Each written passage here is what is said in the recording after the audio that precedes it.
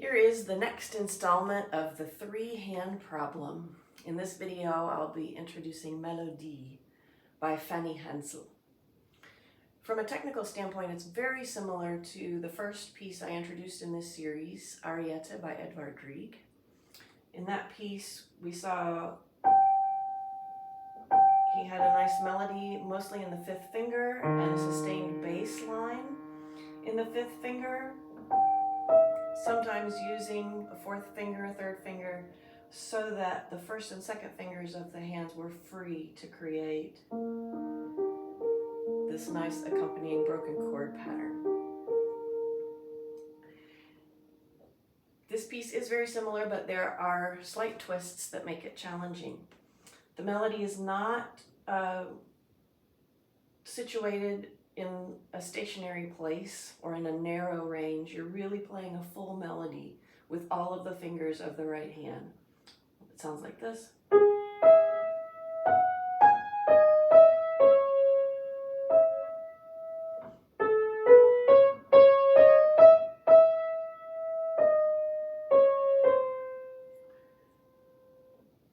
And there is an important bass line with the fifth finger, but it's constantly jumping around.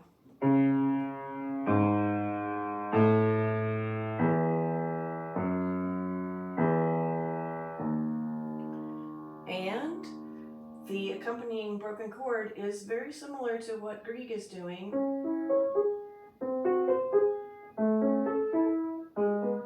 There's our third hand, created with two hands, but you'll notice the range of where the left hand has to jump to is much bigger than in the Grieg.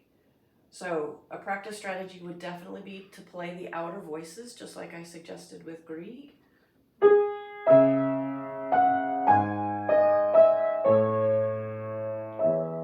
This is not only just to practice where you're going to situate your hands, but you're listening to the harmonic framework without trying to find all of the notes at first.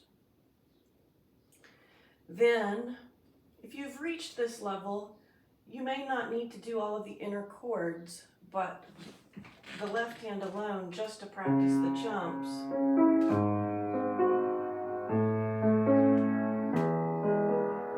So you're moving around quite a bit with the left hand. I just demonstrated another challenge of this piece. I played the rhythm wrong on the very first chord.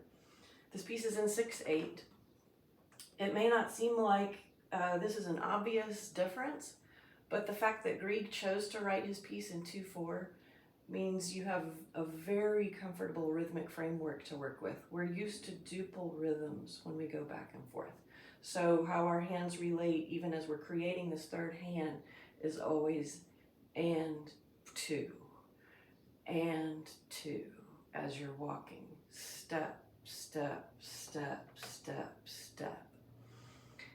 When it's 6/8, this chord pattern relates to, the hands relate to one another in a different rhythmic relationship, and you're also having to balance what the melody is doing, and the melody is very independent. So here's just a little bit of the beginning, and then you'll see the entire piece slowly, so you can see how I'm navigating the different voices and balancing them, and then up to tempo.